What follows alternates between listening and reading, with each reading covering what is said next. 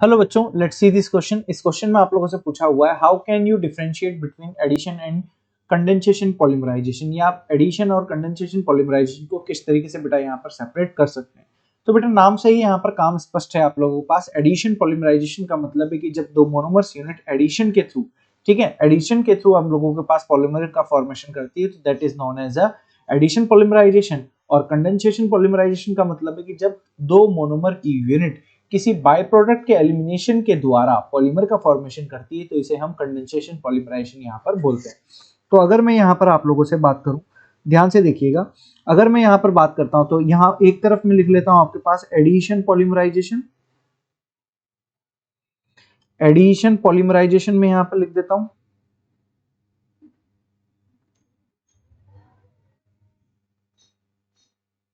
और वहीं पर दूसरी तरफ में आप लोगों के पास कंडेंसेशन पॉलीमराइजेशन में लिख देता हूं।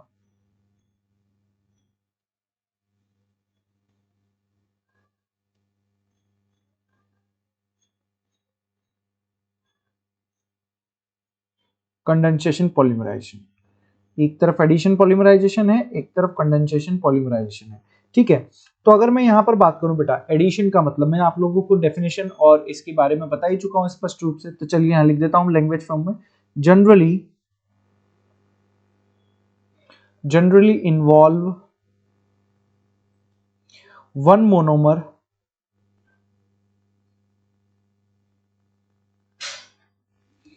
मोनोमर यूनिट, यानी एक मोनोमर यूनिट को बेटा ये इन्वॉल्व करता है यहां पर।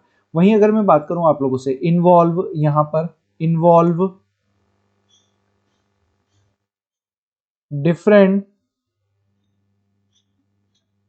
Monomer unit, different monomer unit.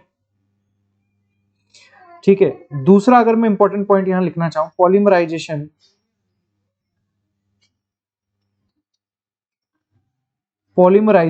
Does not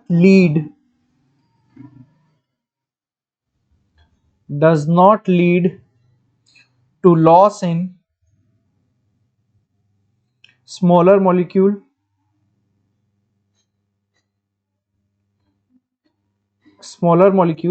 वहीं अगर मैं बात करूं आप लोगों के पास कि यहां पर स्मॉल मॉलिक्यूल जैसे बाय प्रोडक्ट H2O, अमोनिया, या सब निकल जाते हैं, तो यहां लिखना चाहता हूं मैं leads to loss of simple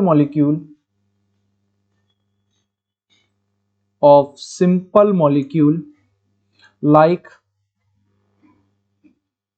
H2O, HCl, ETC। ऐसे बहुत सारे बाय प्रोडक्ट के मॉलिक्यूल यहां पर निकल जाते हैं। वहीं अगर मैं तीसरा पॉइंट लिखना चाहूं कि empirical formula is the same as that of monomer unit, यानी एम्पिरिकल फॉर्मूला यहां पर सेम रहता है आप लोगों के पास, और एम्पिरिकल फॉर्मूला कंडेंसेशन में क्या हो जाता है बेटा, डिफरेंट हो जाता है, क्योंकि बाय प्रोडक्ट यहां पर निकल रहे होते हैं।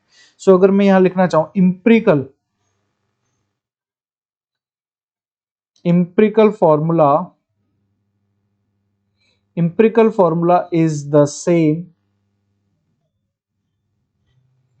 is the same as that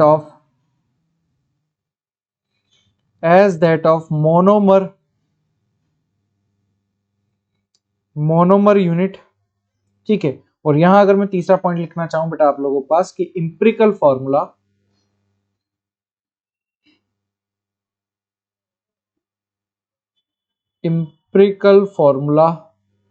is different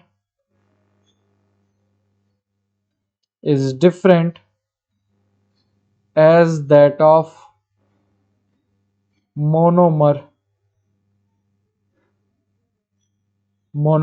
unit. ठीक है, तो अगर मैं इसके एग्जांपल की यहां बात करूं तो इसका एग्जांपल क्या हो सकता है बेटा आप लोग पास, पीवीसी, टेफ्लॉन और पॉलीथीन। यहां इसके एग्जाम्पल ये हो सकते हैं। ठीक है, तो अगर आप इसका एग्जाम्पल लिखना ही चाहते हो तो इस तरीके से भी लिख सकते हो, NCH2 डबल बॉन्ड CH2। यहां पर जब पॉलीमराइजेशन होगा तो यहां पर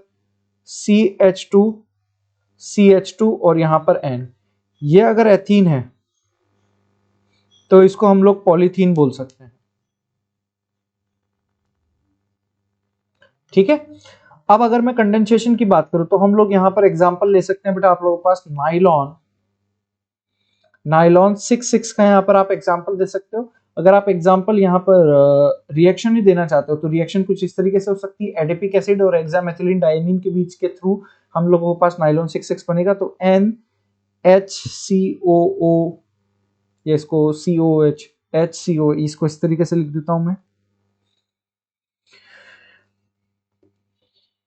NCOOH, यहाँ पर CH2 4, फिर यहाँ पर COOH प्लस NH2NCH2 6, यहाँ पर NH2 हेक्सामेथिलीन डायमीन।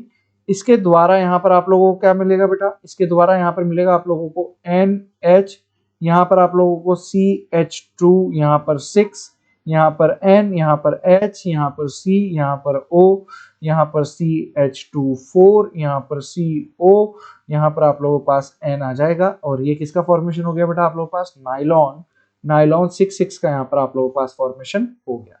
तो ये था मेरे प्यारे बच्चों आपका क्वेश्चन और आपके क्वेश्चन का आंसर, और मैं उम्मीद करूंगा कि आप लोग बहुत बेहतरीन तरीके से इस क्वेश्चन के साथ बेटा यहाँ पर कनेक्ट कर पा रहे होंगे।